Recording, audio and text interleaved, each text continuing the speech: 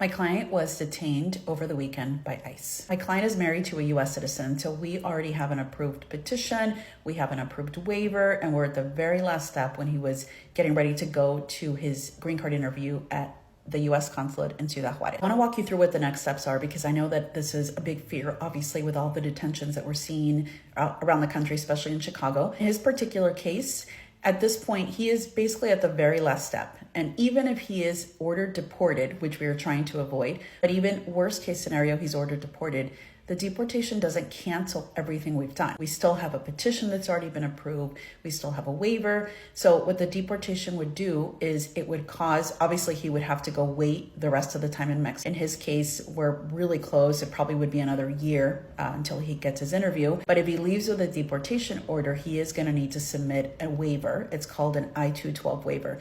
And that could delay his case by about 3 years. So we definitely want to avoid that. We have filed a case in federal court, a habeas corpus petition, and this is asking the federal judge to make a determination as to whether he is lawfully detained by ICE. Right now, individuals who enter the country without permission are not eligible for a bond anymore in immigration court. So this is a reason why we have to go to federal court for this. If we're not successful in getting him released, then we're going to ask the judge to give him a voluntary departure. Leaving with a voluntary departure avoids us having to then file a waiver, the I-212 waiver, which is, taking very long right now. So that will be the ideal situation for our client if we cannot get him detained, because obviously he doesn't want to remain detained. If he leaves with voluntary departure, then basically we could have him back here in about a year. We still have to do the final step, which is to be able to get his interview scheduled. But everything we've done to this point, it is not canceled by a deportation. I think a lot of people assume that once you're ordered deported, you're done, you'll never come back. In fact, I know that's what government officials are saying. That's not correct.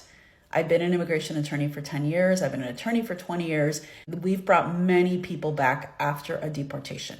Yes, it delays things. Yes, it causes additional expense, additional time, additional waiver, but that's not the end of the road. If you have a petition that's already been filed and approved, if you have a waiver already, if you've taken some steps, a deportation does not erase those steps. It's a totally separate thing. This is a reason why I'm still encouraging clients to move forward with cases if they have an avenue and after speaking with an attorney to understand the risks. But a deportation does not cancel the work that you've already done. I'm immigration attorney Carla Casas. Follow us for more updates on immigration law. Bye.